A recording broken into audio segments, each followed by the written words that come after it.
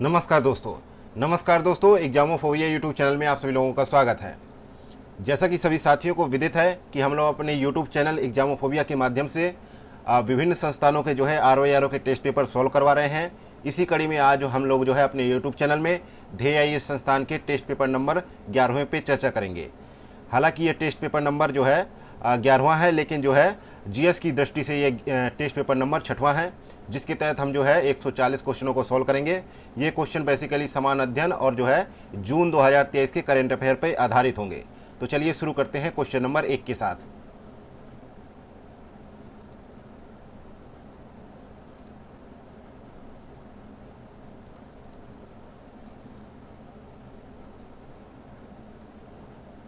Question number पहला है, Maputo की खाड़ी स्थित है। तो मापुतो की खाड़ी कहाँ स्थित है ये आपको बताना है। ए ऑप्शन में प्रशांत महासागर, बी ऑप्शन में अटलांटिक महासागर, सी ऑप्शन में हिंद महासागर और डी ऑप्शन में अंटार्कटिक महासागर। तो यहाँ पे सही जवाब हो जाएगा सी ऑप्शन, हिंद महासागर में स्थित है। सी ऑप्शन यहाँ पे करेक्ट आंसर है। और यह मोजाम्बिक के दक्षिण पूर्व में स्थित है। मापुतो की खाड़ी कहाँ पर स्थित है, जो मोजाम्बिक है उसके दक्षिण पूर्व दिशा में स्थित है। तो यहाँ पे सी ऑप्शन करेक्ट आंसर होगा।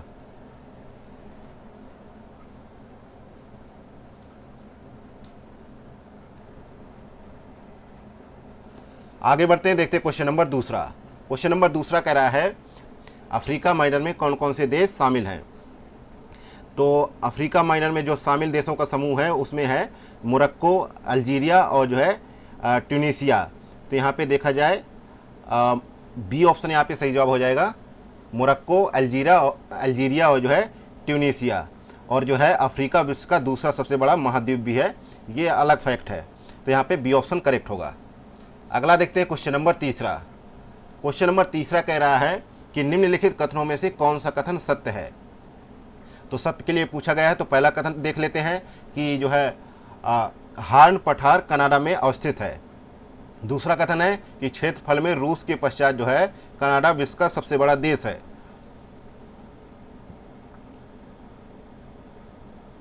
तो यहाँ पे दोनों ही कथन सही है, सी ऑप्शन करेक्ट है।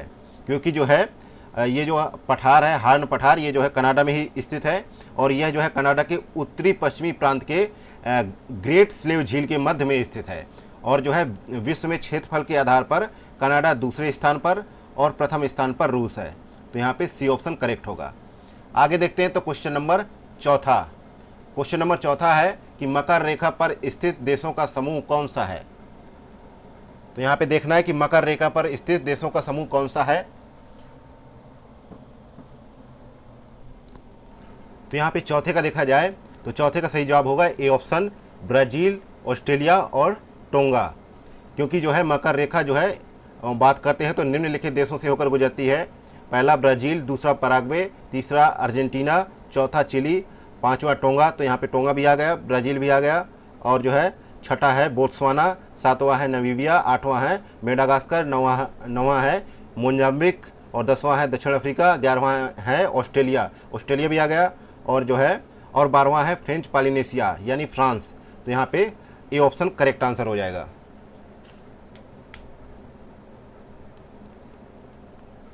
आगे बढ़ते हैं, देखते हैं क्वेश्चन नंबर पांचवा। क्वेश्चन नंबर पांचवा है कि निम्नलिखित में से किस महाद्वीप को पक्षियों का महाद्वीप कहा जाता है। तो यहाँ पे देखते हैं, पांचवें को देखते हैं। तो यहाँ पे पक्षियों का महाद्वीप किसे कहा जाता है। तो दक्षिणी अमेरिका महाद्वीप को पक्षियों का महाद्वीप कहा जाता है। डी ऑप्शन यहाँ पे करेक्ट आंसर है। क्योंकि यहाँ की ग्वानो खाद यानी पक्षियों का वीट विश्व के सबसे अधिक सभी प्रकार के खादों में पोषक तत्वों की दृष्टि से सर्वोत्तम है। और यह पेरू तट के पास ग्वानो द्वीप में पाया जाता है। तो यहाँ पे डी ऑप्शन करेक्ट है। अगला है क्वेश्चन नंबर छठवां। क्वेश्चन नंबर छठवां कह रहा है कि निम्नलिखित में से किसे आर्कटिक मरुस्थल के रूप में जाना जाता है। तो यहाँ पे छठा कह रहा है, डी ऑप्शन यहाँ पे सही है।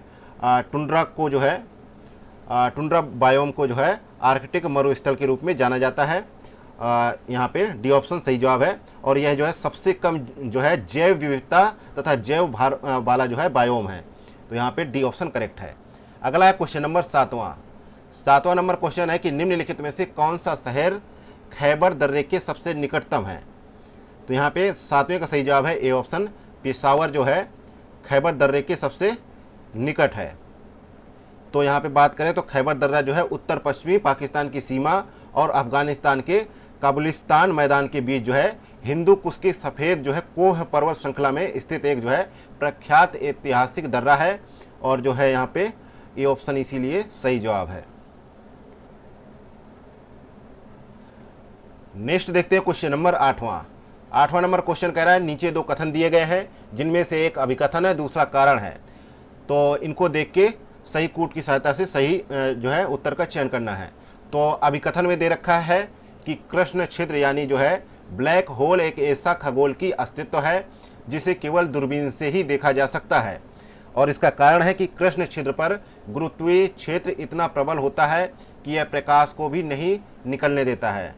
तो यहाँ पे 8वें का सही जवाब है डी ऑप्शन कि पहला कथन यहाँ पे गलत है, परंतु जो है आर जो है यहाँ पे सही है। आर यहाँ पे सही है क्योंकि जो है कृष्ण छिद्र यानी जो है ब्लैक होल एक ऐसा खगोल की तत्व है जिसे दूरबीन से भी अप्रत्यक्षतः देख पाना संभव नहीं है, लेकिन यहाँ पे लिखा है कि दूरबीन से देखा जा सकता है क्योंकि जो है अत्यधिक उच्च घनत्व होने के कारण जो है इसका प्रबल गुरुत्वीय क्षेत्र किसी भी प्रकार के विकिरण या यहाँ तक कि प्रकाश की किरणों को भी नहीं निकलने देता। इसलिए अंतरिक्ष जो है दूरबीनों द्वारा ब्लैक होल की उपस्थिति का पता उसके आसपास के पिंडों, तारों एवं गैसों के व्यवहार से लगाया जा सकता है। तो यहाँ पे पहला कथन गलत हो जाता है। नेक्स्ट क्वेश्चन नंबर 9वां नंबर क्वेश्चन कह रहा है कि निम्नलिखित कथनों पर विचार करें। पहला कथन है कि भूगोल में नवयतिवाद सिद्धांत का प्रतिपादन जी टेलर द्वारा किया गया और दूसरा कथन है कि ली का नाम प्रवचन सिद्धांत से संबंधित है। तो यहाँ पे देखा जाता है कि जो है दोनों ही कथन सत्य है और ली ने जो है प्रवास के निवास को जो है स्थायी एवं जो है अर्ध स्थायी परिवर्तन के रूप में माना है। तो यहाँ पे ये ऑप्शन सही जवाब हो जाएगा, दोनों ही कथन सही हैं। नेक्स्ट है क्वेश्चन नंबर 10वां नंबर क्वेश्चन है कि निम्नलिखित में से कौन सा एक युग्म सही सुमेलित नहीं है। तो 10वें में देखा जाता है कि कौन सा सही सुमेलित नहीं है। तो यहाँ पे पोर्ट डायमंड जो है कनाडा में नहीं दक्षिण अफ्रीका में अवस्थित है, तो यहाँ पे साउथ अफ्रीका होगा, तो ये जो है गलत है। और जो है पोर्ट नेलोफ को ही जो है पोर्ट डायमंड कहा जाता है, इसलिए यहाँ पे ये सही है। नेक्स्ट क्वेश्चन नंबर 11वां नंबर क्वेश्चन कह रहा है कि निम्नलिखित औद्योगिक नगरों में से कौन सा एक चीन में स्थित नहीं है। तो यहाँ पे देखा जाए किनकी जो है चीन में स्थित नहीं है, क्योंकि जो है किनकी जो है औद्योगिक क्षेत्र जो है जापान में स्थित है। सी ऑप्शन यहाँ पे सही है। बाकी जो है अंसन और कैंटन और वुहान ये जो है तीनों जो है चीन में स्थित है। नेक्स्ट है क्वेश्चन नंबर 12वां, निम्नलिखित में से कौन सी एक घटना आयन मंडल में नहीं होती है। तो यहाँ पे देखा जाए तो आयन मंडल में होने वाली घटनाएं हैं जो है ब्रह्मांड किरणों का परिलक्षण और उत्तरी ध्रुवीय प्रकाश और दक्षिणी ध्रुवीय प्रकाश। तो यहाँ पे बी ऑप्शन यहाँ पे सही है कि मौसम संबंधी घटनाएं यहाँ पर नहीं होती हैं, क्योंकि यह जो है क्षोभ मंडल में होने वाली घटनाएं हैं, मौसम संबंधी घटनाएं। अगला है क्वेश्चन नंबर 13वां नंबर क्वेश्चन है कि निम्नलिखित मरुस्थलों में से कौन सा एक ऑस्ट्रेलिया में स्थित नहीं है। तो यहाँ पे देखा जाए 13वें नंबर का तो डी ऑप्शन मोजावे मरुस्थल जो है कहाँ पर स्थित है, यूएसए के दक्षिणी कैलिफोर्निया में स्थित है। तो यहाँ पे डी ऑप्शन करेक्ट आंसर है। इसके अलावा बाकी जो है ऑस्ट्रेलिया में स्थित हैं। नेक्स्ट क्वेश्चन नंबर 14 है। 14 नंबर क्वेश्चन कह रहा है कि सूची फर्स्ट को सेकंड के साथ में सम्मिलित करना है और कूट की सहायता से सही उत्तर का चयन करना है। एक तरफ नगर है, दूसरी तरफ उनसे संबंधित नदियां हैं। तो यहाँ पे देखा जाए वारसा जो है नगर है, ये किस नदी के किनारे है, तो विस्चुला नदी के किनारे है, सेकंड से मिल जाएगा। और कराकास जो है कहाँ पर है, यह है गुइरे। और कीव जो है नीपर और मैड्रिड जो है बंजानरेस। तो यहाँ पे सही जवाब क्या होगा, सही जवाब होगा A option. Next question number 15 है, निम्नलिखित पर विचार करें। तो यहाँ पे देखा जाता है कि यहाँ पे देखा जाए तो मरुस्थलीय क्षेत्र में उगने वाली वनस्पतियाँ को क्या कहा जाता है, जीरोफाइट। और दूसरा ऑप्शन है दलदली क्षेत्र में उगने वाली वनस्पतियों को क्या कहा जाता है, तो हाइग्रोफाइट। और तीसरा है लवड़ी क्षेत्र में उगने वाली जो है वनस्पतियों को क्या कहा जाता है, तो हेलोफाइट कहा जाता है। इस प्रकार से यहाँ पे ये ऑप्शन सही है, तीनों ही सही सुमेलित है। अगला है क्वेश्चन नंबर 16 है। 16 नंबर क्वेश्चन कह रहा है कि बालकस झील कहाँ स्थित है। तो बालकस झील जो है कजाकिस्तान में स्थित है, तो यहाँ पे डी ऑप्शन सही है। नेक्स्ट है क्वेश्चन नंबर 17 है। रायलसीमा निम्नलिखित में से किस एक पठार का दक्षिणी विस्तार है। तो रायलसीमा जो है बी ऑप्शन सही है, तेलंगाना पठार का जो है एक जो है दक्षिणी विस्तार है, तो यहाँ पे बी ऑप्शन सही जवाब है, बी ऑप्शन सही जवाब है। हालांकि जो है तेलंगाना पठार जो है वर्तमान में तेलंगाना एवं दक्षिणी जो है आंध्र प्रदेश में फैला हुआ है, लेकिन जो है उत्तरी भाग जो है तेलंगाना एवं दक्षिणी भाग जो है रायलसीमा के नाम से जाना जाता है। नेक्स्ट है क्वेश्चन नंबर 18 है। 18 नंबर क्वेश्चन कह रहा है कि सूची फर्स्ट को सेकंड के साथ में सम्मिलित कीजिए और कूट की सहायता से सही उत्तर का चयन कीजिए। एक तरफ नगर है, दूसरी तरफ उनसे संबंधित नदियां हैं। तो यहाँ पे नगर है सरहिंद, ये जो है सतलज नदी के किनारे स्थित है, ये सही है। और एडन है नगर जो है ये है दामोदर नदी के किनारे, और एनीकट जो है कावेरी नदी, और तिलपाड़ा जो है मयूराक्षी। तो यहाँ पे सही जवाब क्या होगा, ए ऑप्शन जो है चारों ही कूट जो है सही सुमेलित है। नेक्स्ट है क्वेश्चन नंबर 19। नीचे दो कथन दिए गए हैं, जिनमें से एक अभिकथन है, दूसरा कारण है, और उनकी सहायता से कूट की सहायता से सही उत्तर का चयन करना है। तो अभिकथन में दे रखा है कि जो है भाबर प्रदेश में नदियां विलीन हो जाती हैं, और इसका कारण है कि इस प्रदेश में पारगम्यता अधिक है, इसलिए जो है नदियां विलीन हो जाती हैं। तो यहाँ पे देखा जाए तो अभिकथन और कारण दोनों सत्य हैं, और आर जो है एक ही सही व्याख्या कर रहा है, तो यहाँ पे ए ऑप्शन सही जवाब होगा। नेक्स्ट है क्वेश्चन नंबर 20। 20 नंबर क्वेश्चन है कि सौर मंडल के निम्नलिखित ग्रहों में से किस एक को लघु सौर तंत्र भी कहा जाता है। तो यहाँ पे सही जवाब है डी ऑप्शन, बृहस्पति ग्रह को जो है लघु सौर तंत्र भी कहा जाता है। ठीक है, डी ऑप्शन यहाँ पे सही जवाब है। यह सौरमंडल का सबसे बड़ा ग्रह है, और सूर्य की परिक्रमा लगभग जो है यह जो है 12 पृथ्वी वर्ष में पूरी करता है। नेक्स्ट है क्वेश्चन नंबर 21। 21 नंबर क्वेश्चन है कि निम्न युग्मों में से कौन सा एक सही सुमेलित नहीं है। तो हिमनद और नदी का मिलान करना है, तो यहाँ पे देखा जाता है तो 21 में सही सुमेलित नहीं है। तो यहाँ पे 21 का देखा जाए तो 21 का डी ऑप्शन सही है। मिलाम हिमनद जो है गोरी गंगा नदी पे है, और जो है नाकी जो है चिनाब में। चिनाब में जो हिमनद है वो है 12 सिगरी। तो यहाँ पे गलत है ये मिलान जो है, तो यहाँ पे डी ऑप्शन सही जवाब हो जाएगा। नेक्स्ट है क्वेश्चन नंबर 22। 22 नंबर क्वेश्चन कह रहा है कि भारत में स्थित निम्नलिखित बंदरगाहों में से कौन सा एक पश्चिमी तट पर स्थित है। तो यहाँ पे देखा जाता है जंजीरा जो है बंदरगाह जो है पश्चिमी तट यानी महाराष्ट्र में स्थित है, और जबकि जो है इन्नौर जो है तमिलनाडु में, इन्नौर जो है तमिलनाडु में है, और जो है तूतीकोरिन जो है तमिलनाडु में, और जो है हल्दिया जो है पश्चिमी बंगाल में। नेक्स्ट है क्वेश्चन नंबर 23। निम्नलिखित नदियों में से कौन सी एक जो है सबसे दक्षिण में स्थित है। तो यहाँ पे देखा जाए सबसे दक्षिण में स्थित है तो सतलज नदी है, डी ऑप्शन सही है। नेक्स्ट है क्वेश्चन नंबर 24। किंगरी विंगरी दर्रा कहाँ स्थित है। तो किंगरी विंगरी दर्रा जो है उत्तराखंड के चमोली को तिब्बत से जोड़ने वाला एक दर्रा है, तो यहाँ पे सी ऑप्शन उत्तराखंड में स्थित है, सी ऑप्शन सही है।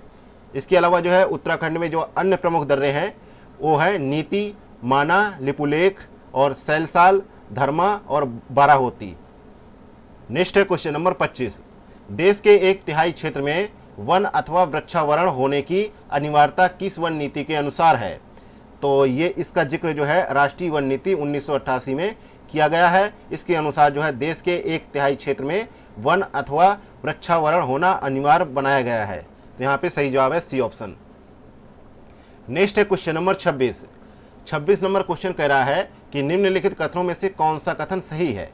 पहला कथन दे रखा है कि जलोढ़ जो है मृदा एक क्षेत्रीय मृदा है, और जो है दूसरा कथन है कि काली मृदा एक अनुपजाऊ मृदा है जिसके जल धारण करने की क्षमता काफी कम है। तो यहाँ पे दोनों ही कथन जो है गलत हो जाते हैं, ना तो पहला सही है ना तो दूसरा सही है, क्योंकि जो है जलोढ़ मृदा जो है क्षेत्रीय नहीं अक्षेत्रीय मृदा है, और इसका निर्माण जो है नदियों द्वारा लाए गए तलछट के जो है निक्षेपण से हुआ है। और इसके अलावा काली मृदा जो है एक क्षेत्रीय मृदा है, और जो है यहाँ पे अगर जलोढ़ की जगह जो है काली मृदा का जिक्र होता तो यहाँ पे क्षेत्रीय मृदा होती, और जो है काली मृदा के बारे में बात की जाए तो एक जो है उपजाऊ मृदा है और इसकी जल धारण क्षमता काफ़ी अधिक होती है। तो यहाँ पे जो है सही जवाब होगा डी ऑप्शन। नेक्स्ट है क्वेश्चन नंबर 27 नंबर क्वेश्चन कह रहा है आपसे कि निम्नलिखित कथनों में से कौन सा कथन सत्य है। तो पहला कथन है कि RLEGP कार्यक्रम 15 अगस्त 1983 को शुरू किया गया, और दूसरा कथन है कि इसमें केंद्र सरकार की 100% हिस्सेदारी है। तो यहाँ पे देखा जाए कि जो है rural landless employment guarantee programme, जिसको RLEGP कहा जाता है, इसकी शुरुआत जो है 15 अगस्त 1983 को हुई, और जो है ये कथन सही है, और इसमें केंद्र सरकार की 100% हिस्सेदारी है, और इसका प्रमुख उद्देश्य जो है ग्रामीण क्षेत्रों में लाभप्रद रोजगार का सृजन करना और उत्पादक संपत्तियों को सृजित करना, इसके अलावा जीवन की संपूर्ण गुणवत्ता में सुधार लाना। तो यहाँ पे सी ऑप्शन करेक्ट आंसर हो जाएगा। अगला है क्वेश्चन नंबर 28, आशा के बारे में निम्नलिखित कथनों पर विचार करें। तो पहला कथन कह रहा है कि आशा एक जो है प्रशिक्षित महिला स्वास्थ्य सहायिका है, और जो समुदाय तथा स्वास्थ्य सेवाओं के बीच एक सहायिका के रूप में कार्य करती है। और इसका दूसरा कथन है कि आशा उसी गांव से कोई महिला होती है। तो यहाँ पे 28 का देखा जाए तो जो है आप पूछा गया है कि असत्य कथन का चयन करना है। तो यहाँ पे दोनों ही कथन सही हैं, क्योंकि जो है पहले कथन में देखा जाए तो आशा जो है एक जो है प्रशिक्षित जो है महिला स्वास्थ्य सहायक है, और जो समुदाय तथा स्वास्थ्य सेवाओं के बीच एक सहायिका के रूप में कार्य करती है। तो ये कथन सही है। दूसरा कथन है कि आशा उसी गांव की महिला होती है, ये भी सही है। तो यहाँ पे गलत के लिए पूछा गया है, तो डी ऑप्शन हो जाएगा कि ना तो पहला गलत है ना तो दूसरा गलत है। नेक्स्ट है क्वेश्चन नंबर 29, निम्नलिखित कथनों पर विचार करें। पहला कथन है कि नई पेंशन स्कीम वित्त मंत्रालय के अधीन चल रही है, और यह एक केंद्र सरकार समर्थित पेंशन स्कीम है। और दूसरा कथन है कि 18 से 65 वर्ष का कोई भी भारतीय नागरिक निवासी अनिवासी NPS का जो है सदस्य हो सकता है, यानी नई पेंशन स्कीम का सदस्य हो सकता है। अब इसमें भी आपको असत्य कथन का चयन करना है। तो 29 में देखा जाए तो यहाँ पे पहला कथन तो सत्य है, और इस नई पेंशन स्कीम जो है सरकारी कर्मचारियों के लिए 2004 में शुरू की गई, और जिसे 2009 में सभी क्षेत्रों के लिए खोल दिया गया। और इसमें एक उल्लेखनीय बात यह है कि एक अनिवासी यानी NRI जो है NPS का सदस्य हो सकता है, पर ओवरसीज जो है सिटीजन ऑफ इंडिया और जो है पर्सन ऑफ इंडियन ओरिजिन और कार्ड होल्डर तथा हिंदू संयुक्त परिवार जो है इसके सदस्य नहीं हो सकते। तो यहाँ पे देखा जाए तो डी ऑप्शन सही हो जाएगा कि जो है दोनों ही कथन जो है सही हैं। तो यहाँ पे देखा जाए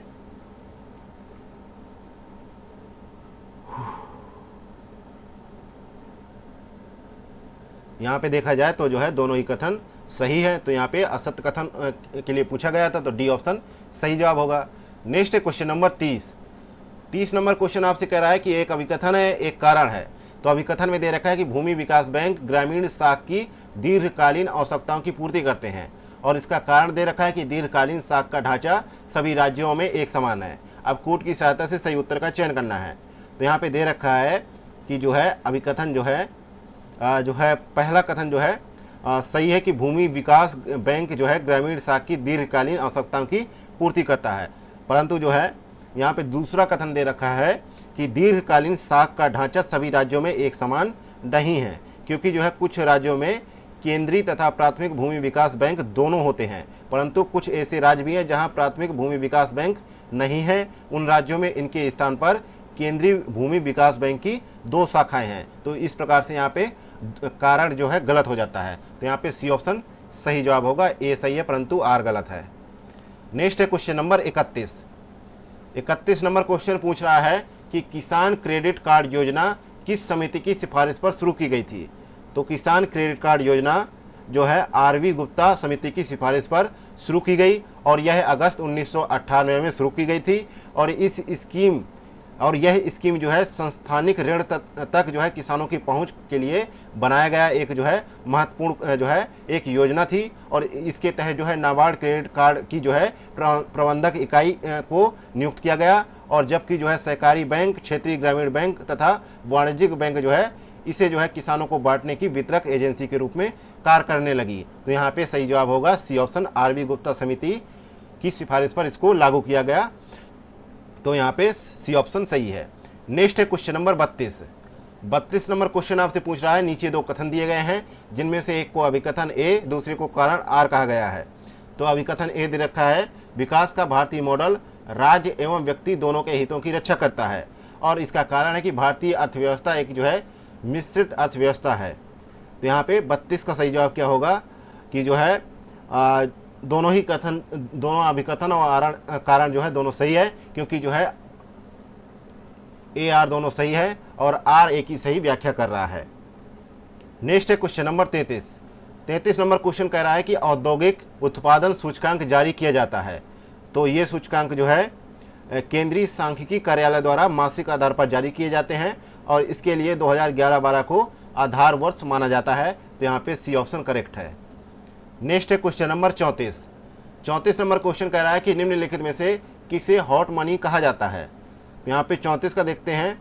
तो हॉट मनी किसे कहा जाता है, FII को जो है हॉट मनी कहा जाता है, यानी फॉरेन इंस्टीट्यूशनल इन्वेस्टर को जो है हॉट मनी कहा जाता है। बी ऑप्शन राइट है। नेक्स्ट है क्वेश्चन नंबर 35, भारत में आर्थिक नियोजन का प्रणेता किसे माना जाता है। तो यहाँ पे भारत में आर्थिक नियोजन का प्रणेता जो है एम विश्वेश्वरैया को माना जाता है, और भारत में आर्थिक नियोजन संबंधी प्रस्ताव जो है सर्वप्रथम 1934 में जो है लागू किया गया, और जो है एम विश्वेश्वरैया ने अपनी पुस्तक जो है प्लांट इकोनॉमी फॉर इंडिया में इसको जो है उल्लेखित किया। तो यहाँ पे ए ऑप्शन सही जवाब है। नेक्स्ट है क्वेश्चन नंबर 36 नंबर क्वेश्चन है, प्रधानमंत्री किसान मानधन योजना के संबंध में निम्नलिखित में से कौन सा कथन सही है। तो यहाँ पे 36 का सही जवाब है, प्रधानमंत्री किसान मानधन योजना के संबंध में कि इस योजना का प्रारंभ सितंबर 2019 में किया गया। तो ये भी सही है, और यह जो है छोटे एवं सीमांत किसानों की वृद्धावस्था एवं सामाजिक सुरक्षा योजना है, ये भी सही है। और सी ऑप्शन है, इसमें 18 से 40 आयु वर्ग के किसान सम्मिलित हैं, ये भी सही है। तो यहाँ पे डी ऑप्शन सही हो जाएगा, सभी कथन सही है।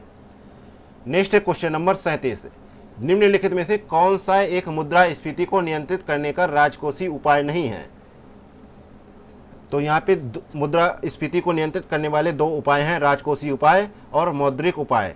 तो यहाँ पे देखा जाता है 37 का सही जवाब होगा। तो यहाँ पे और भी देखा जा सकता है कि कठोर साख नीति बनाना, मुद्रा की जो है मात्रा को संकुचित करना इत्यादि जो है मुद्रास्फीति नियंत्रण के मौद्रिक उपाय हैं। जबकि जो है और जो दो कारण हैं, अन्य कारण जो है सभी मुद्रास्फीति नियंत्रण के राजकोषीय उपाय हैं। तो यहाँ पे देखा जाता है कि जो है सी ऑप्शन यहाँ पे गलत है। नेक्स्ट है क्वेश्चन नंबर 38 नंबर क्वेश्चन है कि केंद्रीय बजट 2023 में घोषित निम्नलिखित योजनाओं में से किस एक का संबंध जो है आर्द्र भूमियों के इष्टतम उपयोग को बढ़ावा देकर उनका संरक्षण करना है। तो यहाँ पे देखा जाता है कि अमृत धरोहर योजना के तहत जो है आर्द्र भूमियों के इष्टतम उपयोग को बढ़ावा देकर उनका संरक्षण किया जाएगा। तो यहाँ पे सही जवाब होगा बी ऑप्शन। इसके अलावा जो है ए ऑप्शन में दे रखा है कि पीएम जो है प्रणाम योजना है, इसका जो है मुख्य उद्देश्य है कि रासायनिक उर्वरकों के उपयोग को कम करके स्थायी कृषि पद्धतियों को जो है बढ़ावा देना है। और इसके अलावा सी ऑप्शन में है कि पीएम डिवाइन जो है योजना है, इसका मुख्य उद्देश्य है पूर्वोत्तर में जो है विकास गति को बढ़ावा देना। नेक्स्ट है क्वेश्चन नंबर 39 नंबर क्वेश्चन कह रहा है कि समुद्री मछली उत्पादन में निम्नलिखित में से कौन सा भारतीय राज्य प्रथम स्थान पर है। तो 2019-20 के आंकड़ों के अनुसार जो है गुजरात राज्य जो है प्रथम स्थान पर है, और इसके पश्चात जो है तमिलनाडु, आंध्र प्रदेश और केरल का स्थान आता है। तो यहाँ पे डी ऑप्शन राइट होगा।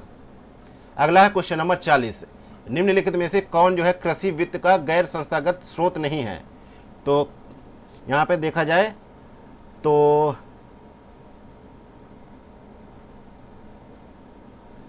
गैर संस्थागत स्रोत नहीं है, कृषि का जो है गैर संस्थागत स्रोत नहीं है, तो सहकारी समितियां और बैंक। तो यहाँ पे डी ऑप्शन सही है, क्योंकि जो है गैर संस्थागत स्रोत जो है महाजन और साहूकार होते हैं, व्यापारी होते हैं, जमींदार होते हैं, आढ़तिये होते हैं इत्यादि जो है गैर संस्थागत स्रोत होते हैं। तो यहाँ पे डी ऑप्शन सही है, क्योंकि ये जो है संस्थागत स्रोत हैं। नेक्स्ट है क्वेश्चन नंबर 41। 41 नंबर क्वेश्चन है कि निम्नलिखित में से किस समिति का संबंध जो है बैंकिंग संरचना सुधार से है। तो यहाँ पे देखा जाए 41 का सही जवाब है सी ऑप्शन, जो है नरसिम्हन समिति का जो है संबंध जो है किससे है, बैंकिंग संरचना सुधार से है। और भारतीय अर्थव्यवस्था में वर्ष 1991 के आर्थिक संकट के उपरांत जो है बैंकिंग क्षेत्र के सुधार की दृष्टि से वर्ष 1991 में एम नरसिम्हन की अध्यक्षता में ये कमेटी बनाई गई थी, जिसका मुख्य उद्देश्य था वित्तीय क्षेत्रीय सुधार समिति की स्थापना करना और जो है बैंकिंग स्ट्रक्चर में सुधार लाना। नेक्स्ट है क्वेश्चन नंबर 42। 42 नंबर क्वेश्चन है कि नीचे दो कथन दिए गए हैं, एक अभिकथन है दूसरा कारण है, तो दोनों को देख के सही कूट के सहायता से सही उत्तर का चयन करना है। अभिकथन में दे रखा है कि जो है लॉर्ड एलनबरो के काल में सिंध को पूर्ण रूप से ब्रिटिश साम्राज्य में मिला लिया गया, और इसका कारण है कि यह प्रथम आंग्ल अफगान युद्ध का एक प्रमुख परिणाम था। तो यहाँ पे देखा जाए तो 42 को देखते हैं, तो यहाँ पे सही जवाब होगा ए आर, दोनों सही है, आर एक की सही व्याख्या कर रहा है। नेक्स्ट है क्वेश्चन नंबर 43। धर्म तृतीय रत्न, इशारा और शिवाजी की जीवनी किसकी प्रमुख रचनाएं हैं। तो ये रचनाएं जो है ज्योतिबा फुले की है, तो यहाँ पे सी ऑप्शन करेक्ट आंसर है। नेक्स्ट है क्वेश्चन नंबर 44।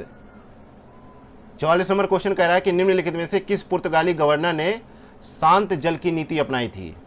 तो यहाँ पर देखा जाए पुर्तगाली गवर्नर जो है फ्रांसिस्को डी अल्मीडा ने जो है शांत जल की नीति अपनाई थी, और वह पुर्तगाल का प्रथम गवर्नर था।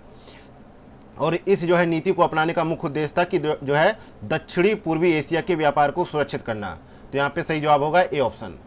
नेक्स्ट है क्वेश्चन नंबर 45। निम्नलिखित में से किस युद्ध के पश्चात टीपू सुल्तान की मृत्यु जो है श्रीरंगपट्टनम में हो गई थी। तो यहाँ पे देखा जाए चतुर्थ जो है आंग्ल मैसूर युद्ध के पश्चात जो है टीपू सुल्तान की जो है मृत्यु श्रीरंगपट्टनम में हुई थी, और यह युद्ध जो है 1799 ईस्वी में लड़ा गया, और इस समय गवर्नर जनरल जो है लॉर्ड वेलेस्ली थे। और हालांकि टीपू सुल्तान की जो जन्म की बात की जाए तो उनका जन्म जो है 1750 ईस्वी में हुआ था। तो यहाँ पे चतुर्थ आंग्ल मैसूर युद्ध है, तो यहाँ पे डी ऑप्शन राइट है। नेक्स्ट है क्वेश्चन नंबर 46। निम्नलिखित युग्मों में से कौन सा एक सही सुमेलित नहीं है। तो यहाँ पे देखा जाए विद्रोहों का जिक्र है, तो उनसे संबंधित नेताओं का भी जिक्र है। तो यहाँ पे जो है पूछा गया कौन सा सही सुमेलित नहीं है, तो अहोम विद्रोह जो है इसके जो है संबंधित नेता थे गोमधर कुंवर, ना कि तीरथ सिंह। तो यहाँ पे ये गलत है, बाकी जो है ऊपर के सही है। नेक्स्ट है क्वेश्चन नंबर 47। 47 नंबर क्वेश्चन कह रहा है कि निम्नलिखित में से किस वर्ष डॉक्टर अंबेडकर द्वारा बंबई में बहिष्कृत हितकारिणी सभा की स्थापना की गई।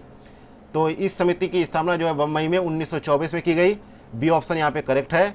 और 1927 में डॉक्टर अंबेडकर द्वारा बहिष्कृत समाज नामक पत्रिका का जो है मराठी प्रकाशन शुरू किया गया। नेक्स्ट है क्वेश्चन नंबर 48। 48 नंबर क्वेश्चन आपसे पूछ रहा है कि निम्नलिखित में से कौन सी एक घटना असहयोग आंदोलन के पश्चात घटी थी। तो यहाँ पे असहयोग आंदोलन के पश्चात घटी थी जो घटना, तो यहाँ पे हुआ था कि स्वराज पार्टी की स्थापना हुई थी 1923 में। 1923 में स्वराज पार्टी की स्थापना हुई थी, और असहयोग आंदोलन की घटना कब हुई थी, तो ये हुई थी 1920 में।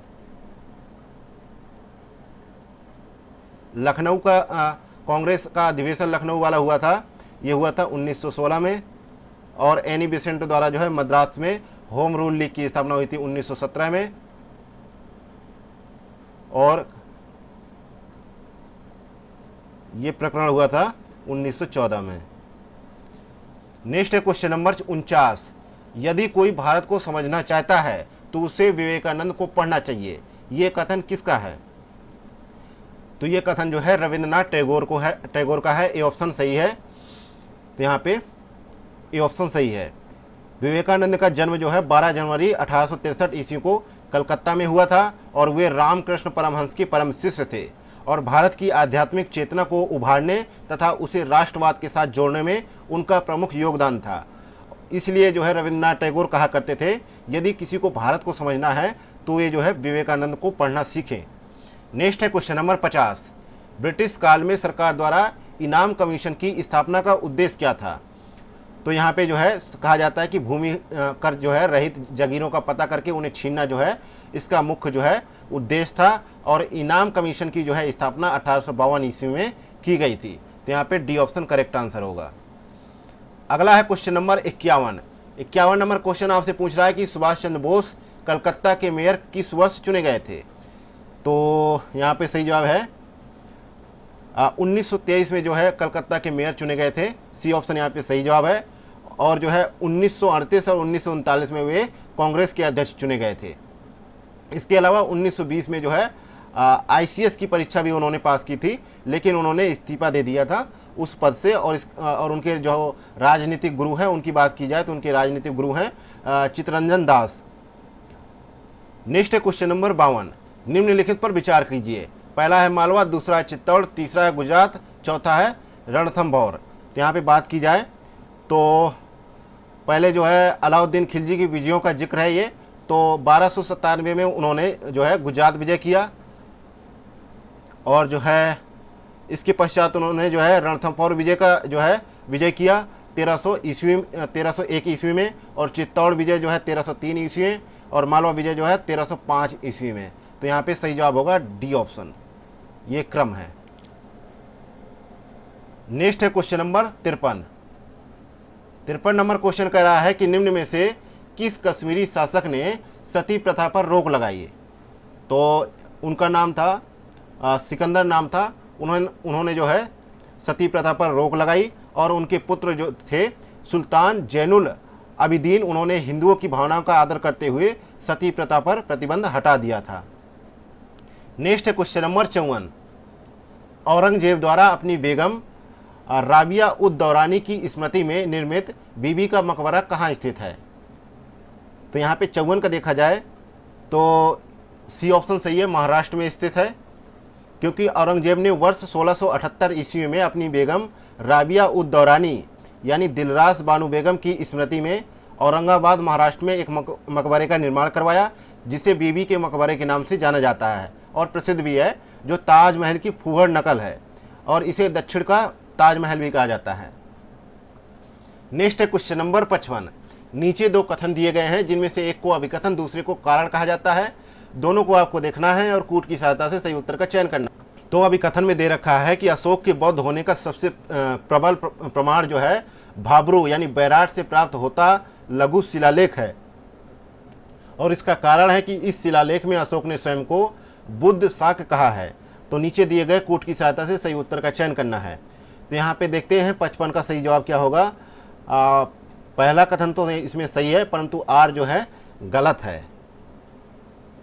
क्योंकि जो है गलत क्यों है कि राज्याभिषेक से संबंधित जो है मास्की के लघु शिलालेख में अशोक ने स्वयं को बुद्ध शाक कहा है।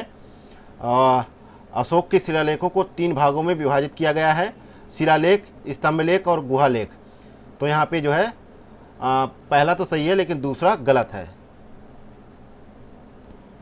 नेक्स्ट है क्वेश्चन नंबर 56। चोल काल में पिरुवंदनम तथा सिरुवंदनम कौन थे। तो यहाँ पे देख के बताना है। तो यहाँ पे सही जवाब है 56 का सही जवाब है ए ऑप्शन। चोल प्रशासन के उच्चाधिकारी एवं निम्न श्रेणी के अधिकारी हुआ करते थे। कौन? पिरुवंदनम और सिरुवंदनम। तो यहाँ पे ए ऑप्शन सही जवाब है। अगला है क्वेश्चन नंबर 57। निम्नलिखित युग्मों में से कौन सा एक सही सुमेलित नहीं है। तो यहाँ पे देखा जाए तो 57 जो है सही सुमेलित नहीं है, क्योंकि जो है न्याय मीमांसा जो है, न्याय मीमांसा के सामने कपिल दे रखा है, यानी जो है एक दर्शन है न्याय मीमांसा, उसकी प्रवर्तक जो है कौन है? तो न्याय दर्शन के प्रवर्तक जो है गौतम है, ना कि जो है कपिल। कपिल जो है सांख्य दर्शन के प्रवर्तक है। तो यहाँ पे डी ऑप्शन सही जवाब होगा। अगला है क्वेश्चन नंबर 58। 58 नंबर क्वेश्चन कह रहा है कि वैदिक साहित्य में उल्लिखित विदुषी स्त्रियों में कौन एक ऋषि अगस्त्य की पत्नी थी। तो यहाँ पे देखा जाए 58 का सही जवाब है सी ऑप्शन। लोपामुद्रा जो है यहाँ पे जो है ऋषि अगस्त्य की पत्नी थी। और वैदिक साहित्य में कई विदुषी जो है स्त्रियों का उल्लेख मिलता है, जिन्होंने वेद मंत्रों की रचना की, और जिनमें से अपाला, घोषा और विश्ववारा और लोपामुद्रा प्रमुख थी। नेक्स्ट है क्वेश्चन नंबर 59। निम्नलिखित धार्मिक साहित्यों में से किसमें 1 लाख श्लोक होने के कारण इसे जो है सतसहस्त्र संहिता भी कहा जाता है। तो इसको जो है सही जवाब है 59 का सही जवाब है। महाभारत में 1 लाख श्लोक होने के कारण इसे जो है सतसहस्त्र संहिता भी कहा जाता है। और इसके अलावा जो है महाभारत की रचना की बात की जाए तो महाभारत की रचना जो है महर्षि वेद व्यास द्वारा की गई थी।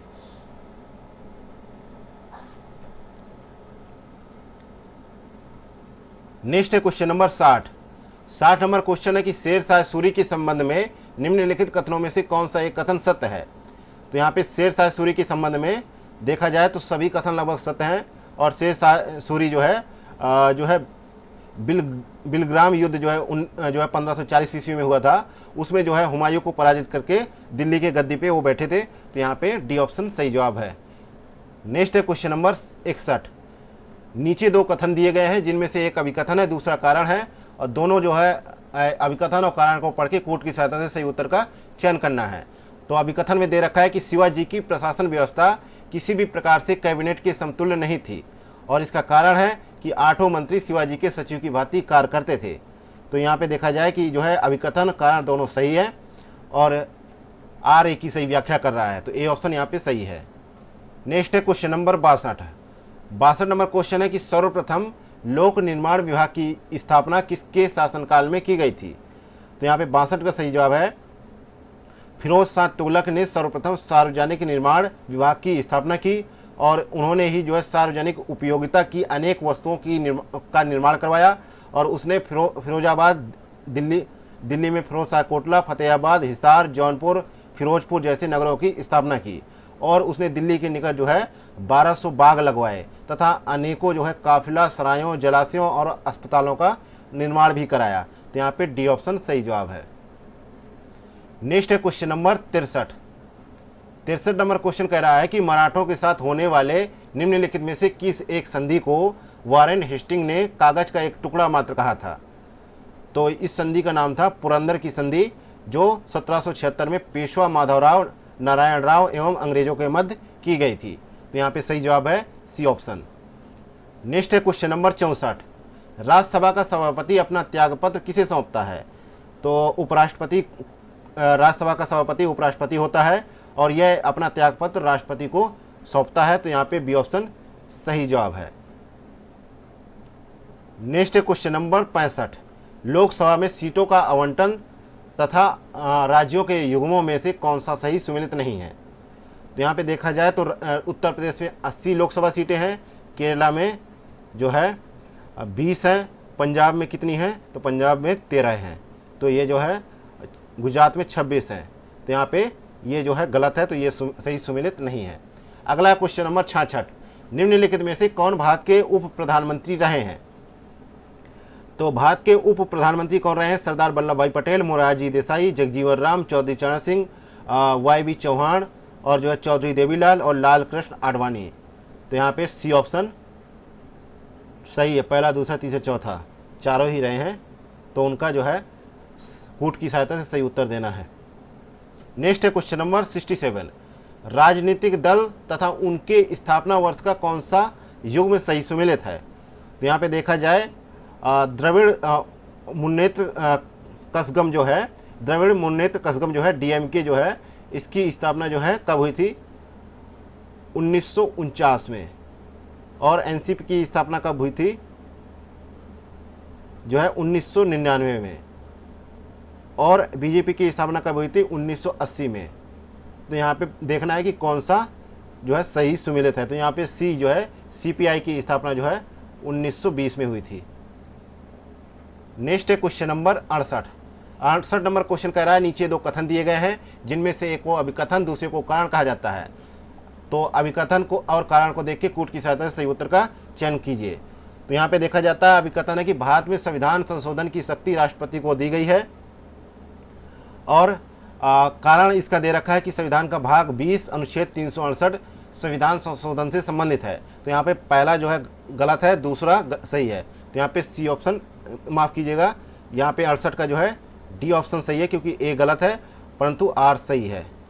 क्योंकि जो है भारत में संविधान संशोधन की शक्ति जो है केवल संसद को प्राप्त है, ना कि राष्ट्रपति को। बाकी जो है संविधान का जो है भाग 20 अनुच्छेद 368 जो है संविधान संशोधन को अनुमति प्रदान करता है। नेक्स्ट है क्वेश्चन नंबर 69। अस्थायी संक्रमणकालीन एवं जो है विशेष प्रावधानों का वर्णन भारतीय संविधान के किस भाग में है। तो इसका जो है उल्लेख जो है भाग जो है किस में है, भाग 21 में है। तो यहाँ पे डी ऑप्शन सही जवाब है। नेक्स्ट है क्वेश्चन नंबर 70, भारतीय संविधान का अनुच्छेद 365 क्या उपबंधित करता है? तो 365 के अनुसार जो है, यदि कोई राज्य संघ द्वारा दिए गए संवैधानिक निर्देशों का पालन करने में या उनको प्रभावी बनाने में असफल रहता है तो इसे जो है संवैधानिक तंत्र की विफलता माना जाएगा, जो राष्ट्रपति शासन लगाने का एक महत्वपूर्ण आधार हो सकता है। तो यहाँ पे सी ऑप्शन सही जवाब है। नेक्स्ट है क्वेश्चन नंबर 71, यदि समवर्ती सूची के किसी विषय को लेकर केंद्रीय कानून एवं राज्य कानून में संघर्ष की स्थिति आ जाए तो क्या होगा? तो यहाँ पे 71 का सही जवाब है कि जो है, यदि समवर्ती सूची के किसी विषय को लेकर केंद्रीय कानून एवं राज्य कानून में संघर्ष की स्थिति आ जाती है तो केंद्रीय कानून राज्य कानून पर प्रभावी होगा। तो यहाँ पे ए ऑप्शन सही जवाब है। नेक्स्ट है क्वेश्चन नंबर 72 नंबर क्वेश्चन कह रहा है कि निम्न कथनों पर विचार कीजिए। पहला कथन है कि संयुक्त अधिवेशन बुलाने की शक्ति लोकसभा अध्यक्ष के पास है, और दूसरा कथन है कि विधेयक एक सदन द्वारा स्वीकार किए जाने के बाद यदि 6 सप्ताह के अंदर दूसरे सदन द्वारा पारित नहीं किया जाता तो संयुक्त अधिवेशन बुलाया जाता है। तो यहाँ पे देख के बताना है सत्य कथन कौन सा है।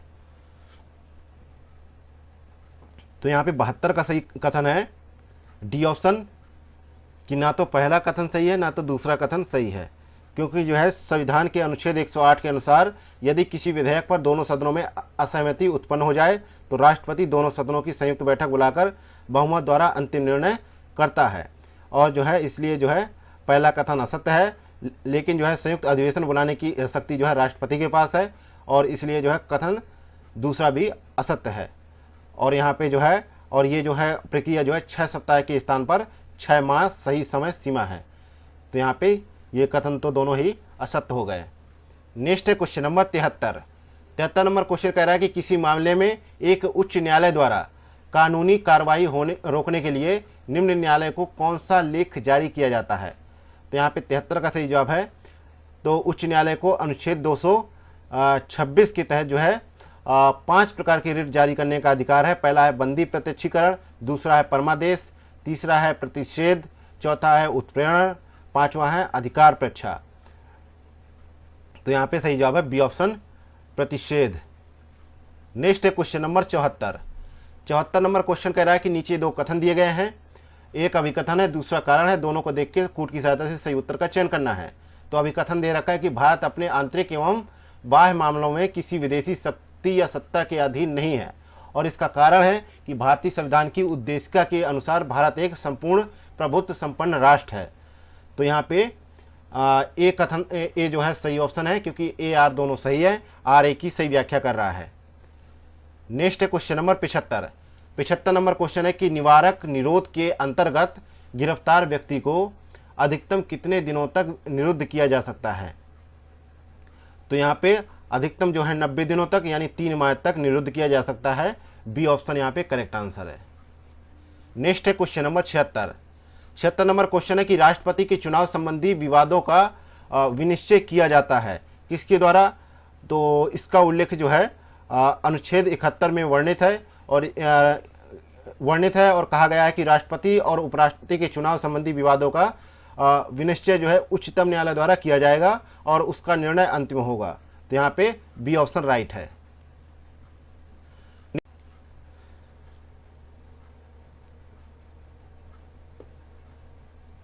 नेक्स्ट है क्वेश्चन नंबर 77, निम्नलिखित में से किस एक संवैधानिक संशोधन द्वारा अनुसूचित जाति एवं अनुसूचित जनजाति आयोग को पृथक पृथक कर दिया गया? तो यहाँ पे दिया गया है कि 89 में जो है संविधान संशोधन अधिनियम 2003 द्वारा जो है दोनों ही आयोगों को जो है पृथक कर दिया गया, और मार्च 2004 में राष्ट्रीय अनुसूचित जनजाति आयोग का गठन किया गया। तो यहाँ पे डी ऑप्शन करेक्ट आंसर है। नेक्स्ट है क्वेश्चन नंबर 78, सूची फर्स्ट को सेकंड के साथ में सम्मिलित करना है, नीचे दिए गए कूट की सहायता से सही उत्तर का चयन करना है। एक तरफ विषय है, दूसरी तरफ अनुच्छेद है। तो यहाँ पे देखना है तो सही जो है सही सम्मिलित कौन से हैं? वार्षिक वित्तीय जो है वितरण का अनुच्छेद कौन सा है? अनुच्छेद 12 है। अनुपूरक अनुदान का जो अनुच्छेद है 115 है, और विनियोग अधिनियम का अनुच्छेद है 114 है। और धन विधेयक का अनुच्छेद है 110। तो यहाँ पे सही जवाब होगा बी ऑप्शन। नेक्स्ट है क्वेश्चन नंबर 79, भारत के वरीयता क्रम में निम्नलिखित पर विचार कीजिए। तो यहाँ पे देखा जाए तो सही क्रम क्या है, भूतपूर्व राष्ट्रपति, फिर जो है भारत के मुख्य न्यायाधीश, फिर हैं राज्य के नीति आयोग के उपाध्यक्ष, फिर हैं राज्यसभा के उपसभापति। तो यहाँ पे सही जवाब है ए ऑप्शन। नेक्स्ट है क्वेश्चन नंबर 80 नंबर क्वेश्चन है कि 61वें संविधान संशोधन से पूर्व आम चुनावों के लिए मतदान की न्यूनतम आयु कितने वर्ष थी। तो यहाँ पे न्यूनतम आयु जो है 21 वर्ष थी, जिसे जो है 61वें संविधान संशोधन अधिनियम 1988 द्वारा 18 वर्ष कर दिया गया। तो यहाँ पे 80 का सही जवाब है बी ऑप्शन। नेक्स्ट है क्वेश्चन नंबर 81, राष्ट्रपति अपनी जो है क्षमादान की किस शक्ति के अनुसार किसी दंड या विशेषकर मृत्यु दंड पर अस्थायी रोक लगा सकता है। तो इसका उल्लेख जो है अनुच्छेद 72 में राष्ट्रपति को क्षमादान की शक्ति का प्रावधान किया गया है। और राष्ट्रपति जो क्षमा, लघुकरण, परिहार, विराम और प्रविलंबन के जो है माध्यम से किसी व्यक्ति की सजा को कम या माफ कर सकता है। तो यहाँ पे सही जवाब क्या होगा, डी ऑप्शन, प्रतिलंबन।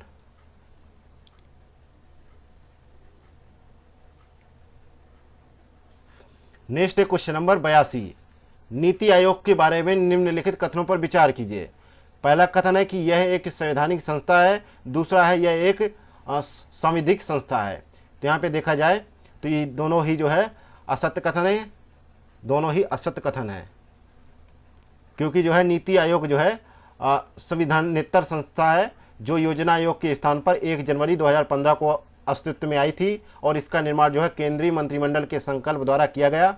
और जो है यह एक ना तो संवैधानिक ना ही संविधिक जो है यानी संसदीय कानून द्वारा बनाई गई संस्था है। नेक्स्ट है क्वेश्चन नंबर 83, 42वें संविधान संशोधन अधिनियम 1976 द्वारा निम्नलिखित में से कौन सा या कौन सी नीति निर्देशक तत्व जोड़े गए।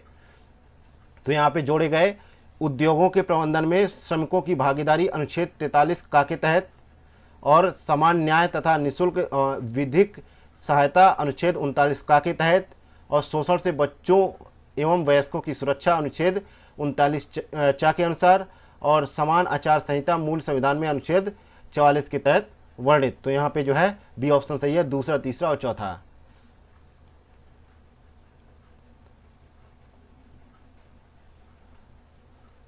तो आगे बढ़ते हैं, देखते हैं क्वेश्चन नंबर 84, नाइट्रोजन स्थिरीकरण में सहायक जीवाणु तथा उनके फसलों के युग्मों में से कौन सा सही सुमेलित नहीं है, सही सुमेलित है।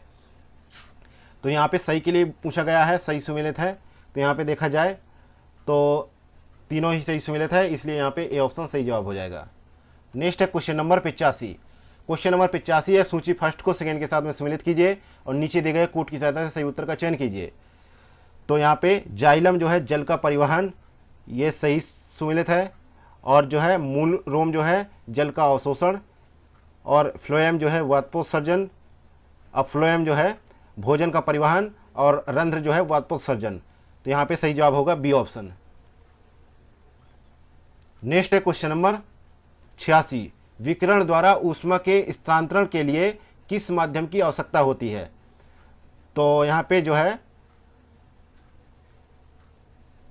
एक वस्तु से दूसरी वस्तु में ऊष्मा का स्थानांतरण जो है चालन, संवहन तथा विकिरण द्वारा होता है।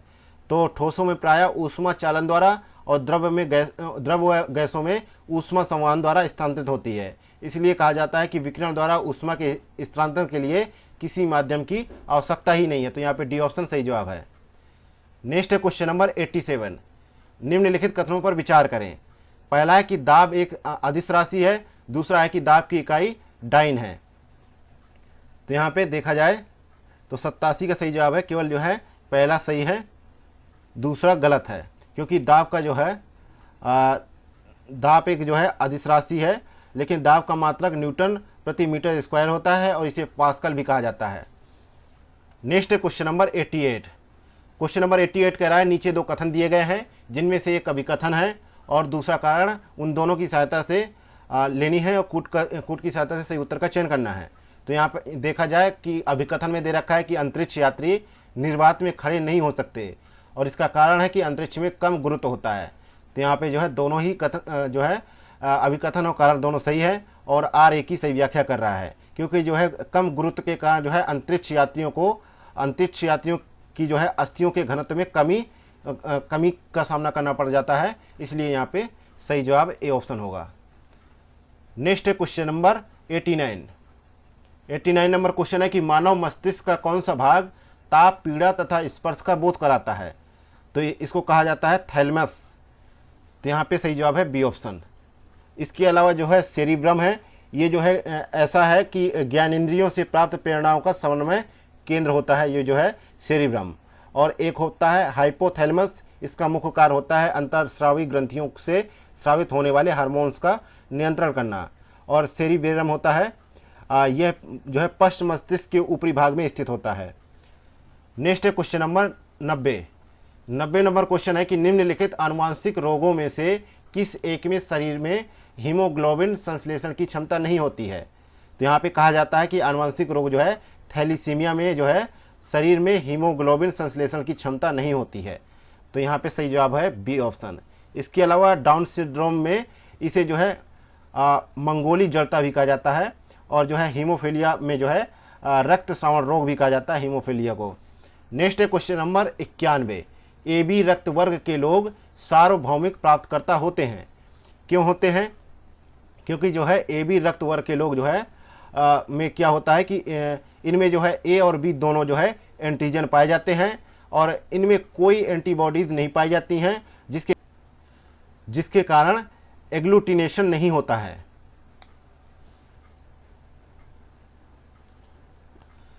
नेक्स्ट है क्वेश्चन नंबर 92। उत्तल लेंस उस पर पड़ने वाले प्रकाश को क्या करता है? तो उत्तल लेंस जो है उस पर पड़ने वाले जो है प्रकाश को अभिसरित यानी अंदर की ओर मोड़ता है, इसलिए इसे जो है अभिसारी जो है लेंस भी कहा जाता है। तो यहाँ पे बी ऑप्शन सही है। नेक्स्ट है क्वेश्चन नंबर 93। कवक के संदर्भ में निम्नलिखित कथनों में से कौन सा कथन सही है? तो पहला कथन है कि कवक अपना भोजन मृत एवं अपघटित जैव पदार्थों से प्राप्त करते हैं। दूसरा कथन है कि कवक में क्लोरोफिल पाया जाता है। तो यहाँ पे देखा जाए 93 का सही जवाब केवल पहला है, ना कि दूसरा, क्योंकि जो है इसमें क्लोरोफिल नहीं पाया जाता है। नेक्स्ट है क्वेश्चन नंबर 94। एक माता अपनी बेटी से 4 गुना बड़ी है और पिता अपनी बेटी से 5 गुना बड़े हैं। माता एवं पिता की आयु का योग 135 वर्ष है, तो बेटी की आयु कितनी होगी?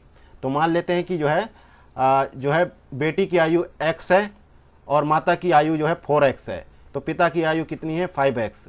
तो यहाँ पे 4x + 5x = 135।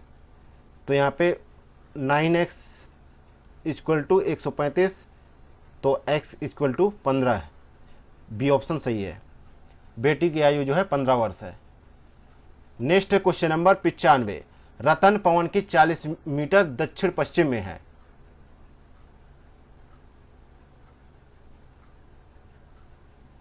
रतन जो है दक्षिण पश्चिम में है, तो ये जो है पवन है, ये जो है रतन है। यदि ललन पवन के 40 मीटर दक्षिण पूर्व में है, तो यहाँ पे कौन सा ललन? तो ललन रतन की किस दिशा में है? तो यहाँ पे किस दिशा में है? तो सही जवाब है पूर्व दिशा में है। ललन जो है रतन की किस दिशा में है? तो ये पूर्व दिशा हो गई।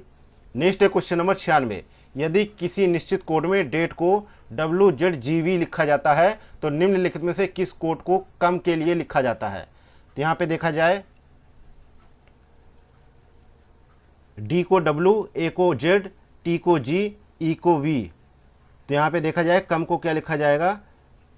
XLNV, यानी डी ऑप्शन, यानी जो है XLNV, यानी ए ऑप्शन सही है। नेक्स्ट है क्वेश्चन नंबर 97। दूसरे चित्र में x क्या है?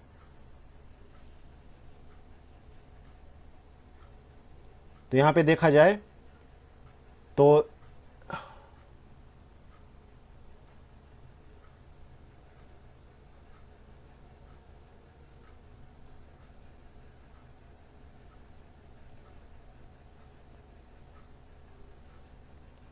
21 में जो है 3 का भाग देंगे, क्या आएगा 7 21, और जो है 17 का गुणा करेंगे तो 119 आ जाएगा।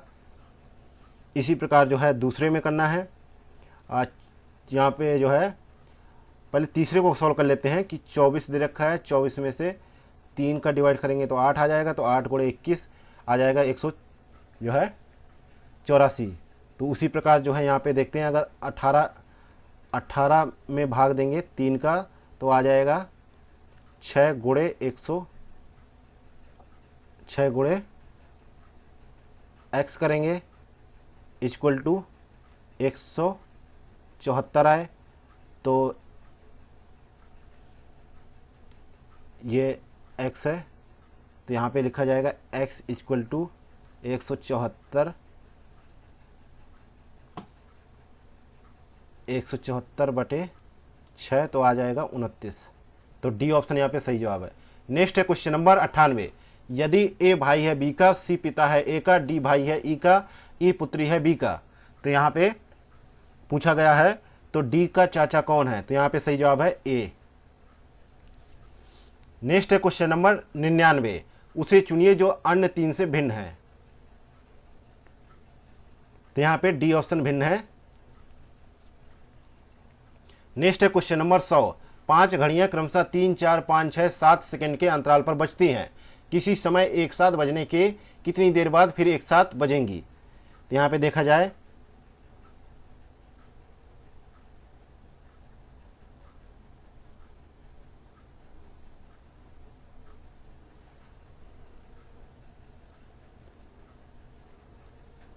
तीन चार पाँच छः सात, इनका जो है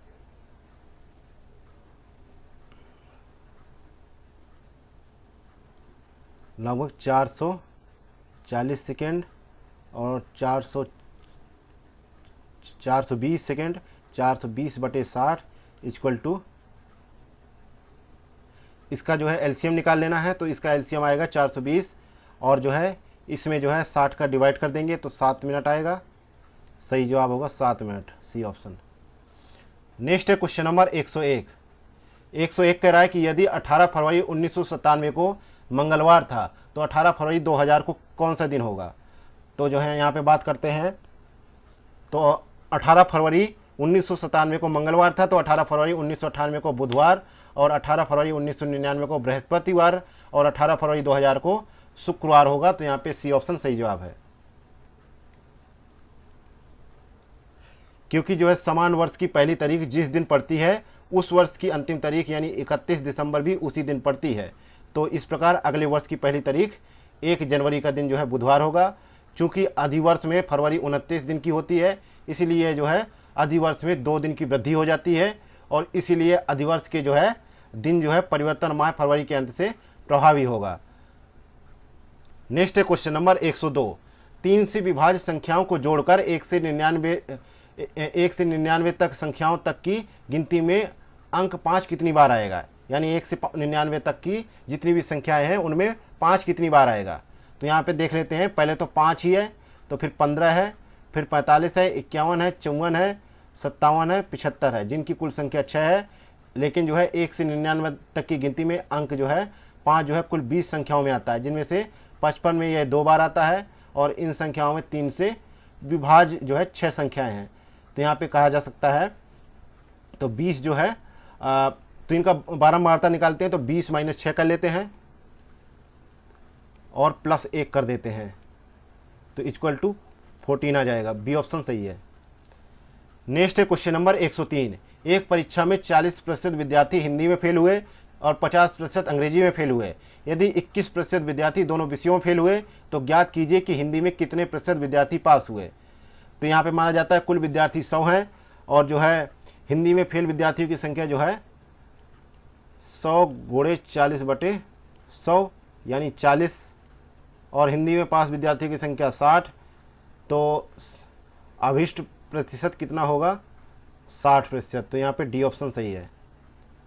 नेक्स्ट है क्वेश्चन नंबर 104। यदि एक्स वाई एवं जेड का काम क्रमशः 12, 15 तथा 18 दिनों में पूरा करते हों तो तीनों मिलकर उस कार्य को कब समाप्त करेंगे। तो यहाँ पे देख लेते हैं 1/12 + 1/15 है, प्लस 1/18, 3 का जो आएगा 37/180। तो यहाँ पे अगर निकालते हैं तो 180/37, तो डिवाइड करेंगे तो क्या आएगा 4 सही 32/37।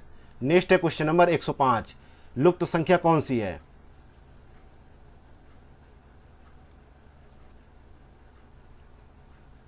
तो यहाँ से चलते हैं तो 24 3 72,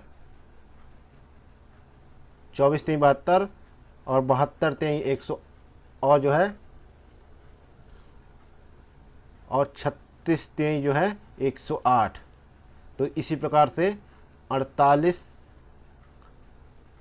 का गुणा करेंगे 1/2 से तो आएगा 24, और जो है 72 का जो है गुणा करेंगे 1/2 से तो आएगा 36, और 108 का जो है गुणा करेंगे 1/2 से तो आएगा 54।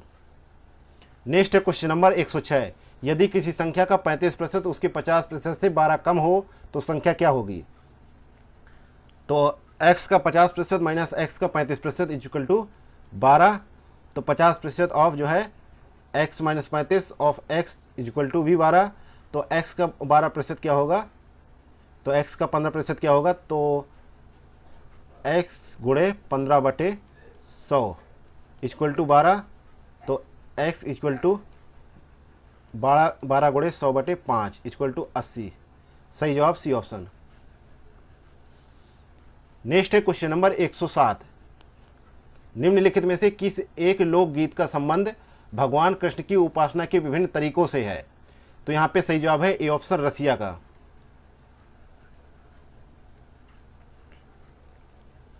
नेक्स्ट है क्वेश्चन नंबर 108, 108 नंबर क्वेश्चन कह रहा है कि निम्नलिखित में से कौन सा एक मंदिर वाराणसी में स्थित नहीं है?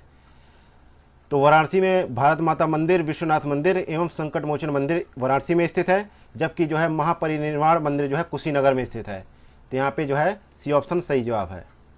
नेक्स्ट है क्वेश्चन नंबर 109, नीचे दो कथन दिए गए हैं, एक अभिकथन है, दूसरा कारण है। दोनों को देख के कूट का सहायता लेते हुए सही उत्तर का चयन करना है। तो अभिकथन में दे रखा है कि मैंग्रोव वन जो है प्राकृतिक रक्षक कहे जाते हैं।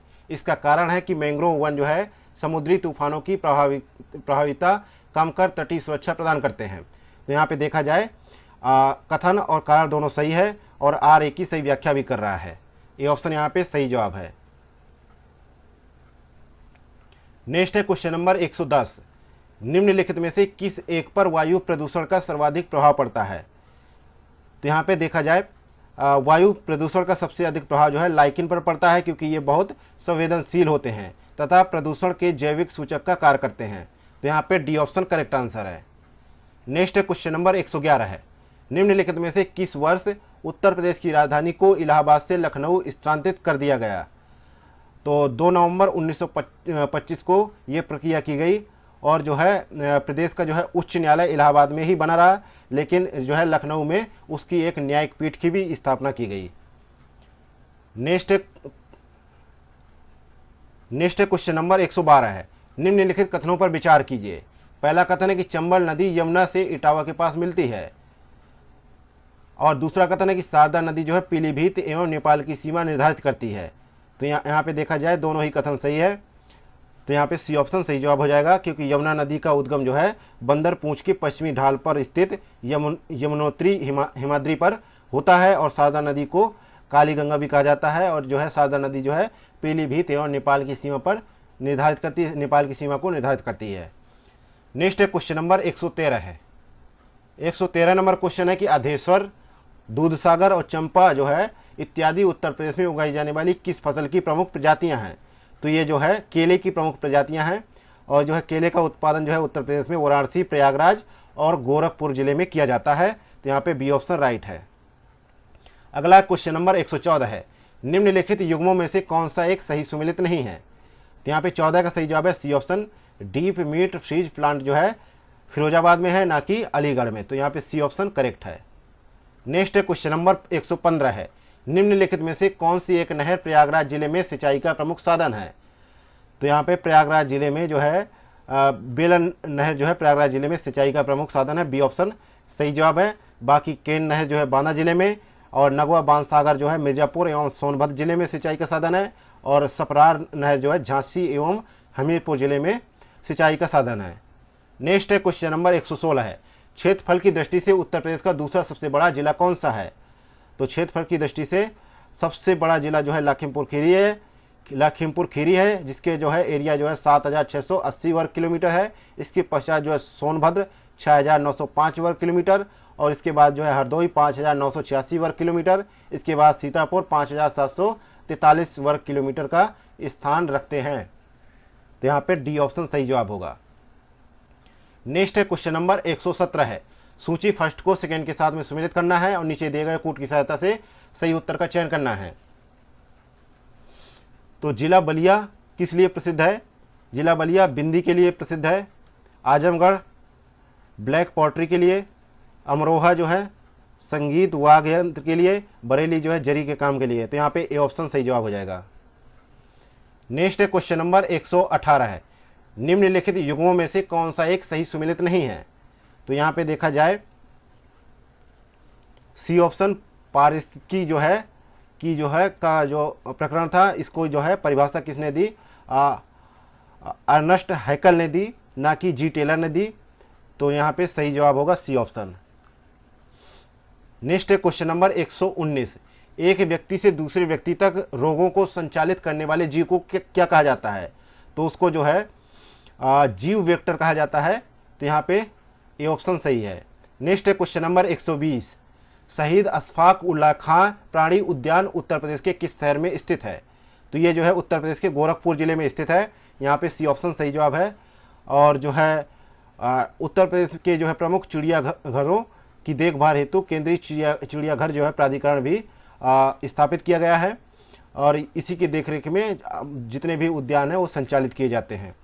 नेक्स्ट है क्वेश्चन नंबर 121, जून 2023 में उत्तर प्रदेश के मुख्यमंत्री योगी आदित्यनाथ द्वारा थारू जनजाति संग्रहालय का लोकार्पण कहाँ पर किया गया?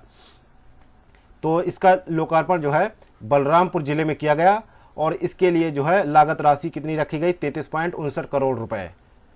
यहाँ पे ए ऑप्शन सही है। नेक्स्ट है क्वेश्चन नंबर 122, जून 2023 में किस देश की यात्रा के दौरान प्रधानमंत्री को उस देश के सर्वोच्च राजकीय सम्मान ऑर्डर ऑफ द नाइल से सम्मानित किया गया? तो ये जो है सम्मान कहाँ प्रदान हुआ, किस देश में? तो इसका सही जवाब क्या होगा? 122 का सही जवाब है ए ऑप्शन, मिस्र में। और इस पुरस्कार की जहाँ तक बात रही तो इस पुरस्कार की स्थापना 1915 में मिस्र के सुल्तान जो है हुसैन कामोल ने की थी। नेक्स्ट है क्वेश्चन नंबर 123, जून 2023 में institute for economics and peace द्वारा जारी वैश्विक शांति सूचकांक 2022 में भारत का क्या स्थान है? तो इसमें भारत का 126वां स्थान है, और सूचकांक में प्रथम स्थान पर आइसलैंड है।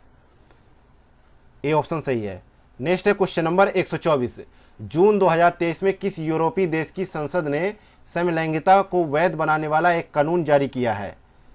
तो यहाँ पे जो है इस्टोनिया जो है यूरोपीय देश है, उसने ये जो है कानून को जारी किया है, वैध किया है। यह कानून जनवरी 2024 से प्रभावी होगा। तो यहाँ पे ए ऑप्शन सही है।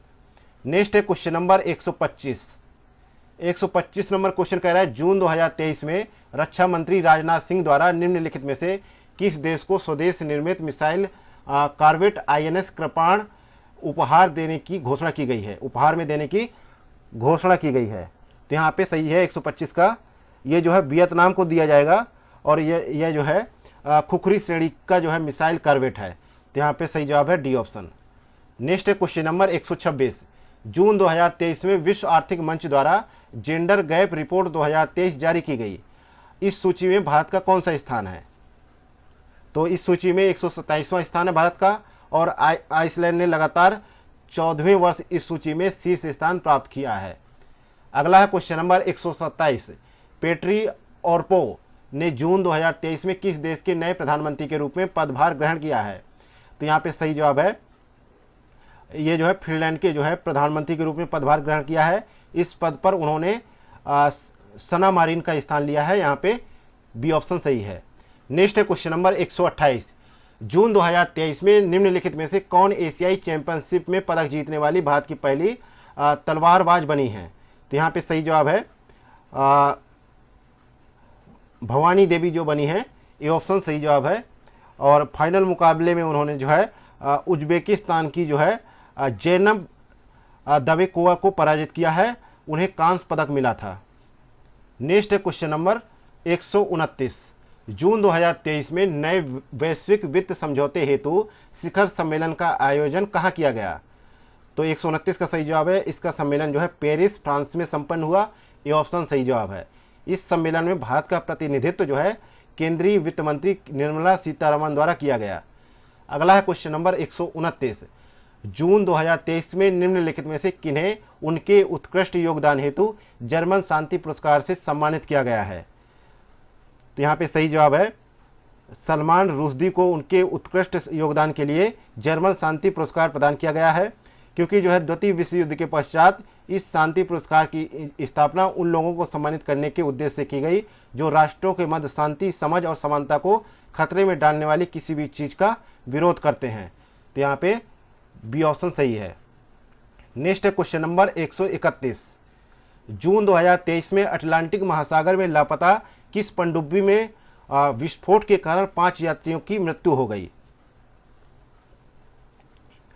तो यहाँ पे 131 का सही जवाब है डी ऑप्शन, टाइटन पनडुब्बी का डूबने से 5 यात्रियों की मौत हो गई। तो यहाँ पे डी ऑप्शन सही जवाब है, ये पनडुब्बी जो है अटलांटिक महासागर में लापता हो गई थी।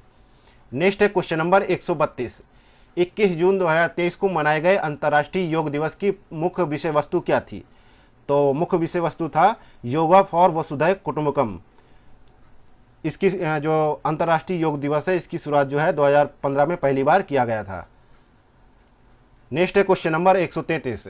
जून 2023 में निम्नलिखित में से किस देश ने संयुक्त राष्ट्र शैक्षिक, वैज्ञानिक एवं सांस्कृतिक संगठन में पुनः शामिल होने का निर्णय लिया है?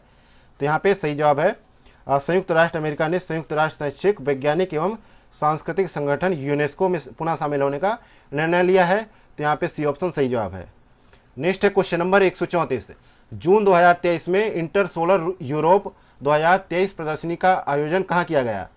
तो इसका आयोजन जो है म्यूनिख जर्मनी में किया गया और भारतीय अक्षय ऊर्जा विकास एजेंसी ने इस प्रदर्शनी में भाग लिया। तो म्यूनिख जर्मनी। नेक्स्ट है क्वेश्चन नंबर 135। जून 2023 में निम्नलिखित में से किस एक तूफान ने गुजरात के सौराष्ट्र एवं कच्छ क्षेत्र में भारी तबाही मचाई थी?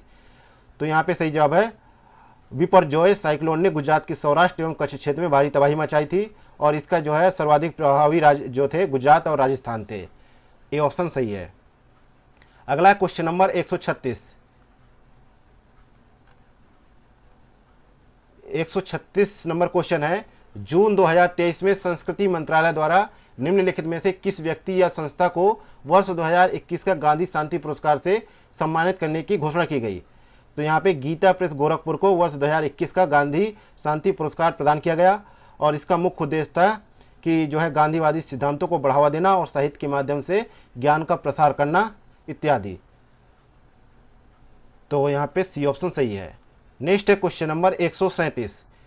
केंद्र सरकार द्वारा जून 2023 में मणिपुर हिंसा की जांच हेतु किसकी अध्यक्षता में एक 3 सदस्यीय न्यायिक आयोग का गठन किया गया? तो यहाँ पे न्यायमूर्ति जो है अजय लांबा की अध्यक्षता में एक 3 सदस्यीय न्यायिक आयोग का गठन किया गया और इसके 2 अन्य सदस्य जो थे IAS अधिकारी हिमांशु शेखर दास तथा पूर्व IPS अधिकारी आलोक प्रभाकर। तो यहाँ पे सही जवाब है सी ऑप्शन। नेक्स्ट है क्वेश्चन नंबर 138। जून 2023 में भारतीय नौसेना द्वारा वरुणास्त्र का सफल परीक्षण किया गया, यह एक क्या है? तो यहाँ पे 138 का सही जवाब है, यह एक जो है स्वदेशी विकसित जो है भारी टारपीडो है और इसका निर्माण जो है भारतीय डायनेमिक्स लिमिटेड यानी BDL द्वारा किया गया है। तो यहाँ पे सही जवाब है ए ऑप्शन, स्वदेश विकसित भारी टारपीडो है, ए ऑप्शन सही जवाब है।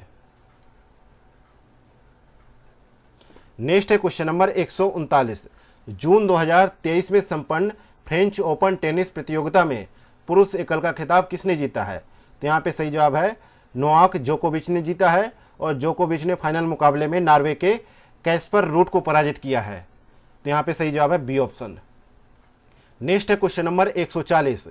और ध्येय IAS संस्थान द्वारा संचालित जो है RO का टेस्ट पेपर नंबर 11वें का जो है क्वेश्चन नंबर 140।